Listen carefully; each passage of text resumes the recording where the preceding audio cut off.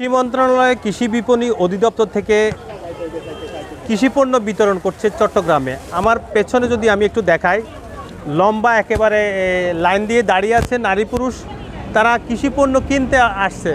তো এখানে কৃষি পণ্যের মধ্যে দিচ্ছে 1 ডজন ডিম এবং 1 কেজি পটল, 5 কেজি আলু, 2 কেজি পেঁয়াজ।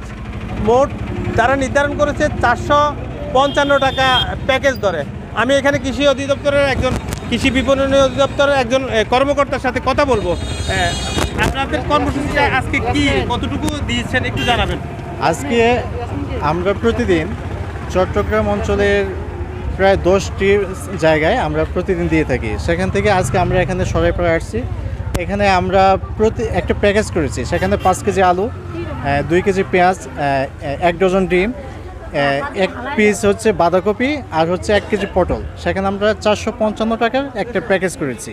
তো সেখান থেকে আমরা 220 জন বা 240 জনকে আমরা দিতে পারবো। সেই অনুযায়ী আমরা সেই 10টা সাড়ে 10টার পর থেকে আমরা এই কার্যক্রম শুরু করেছি আর কি। জি, ধন্যবাদ আপনাকে।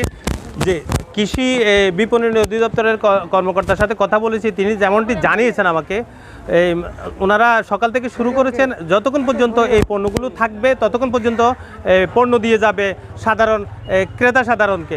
তবে এতে করে হতদরিদ্রদের স্বস্তির নিঃশ্বাস ফেলবে তেমনটি এলাকাবাসী জানিয়েছেন। এই ধরনের কার্যক্রম অব্যাহত রাখারও দাবি জানিয়েছেন তারা। এ ছিল আমার কাছে বন্দরনগরী চট্টগ্রামের সরাইপাড়া থেকে সর্বশেষ।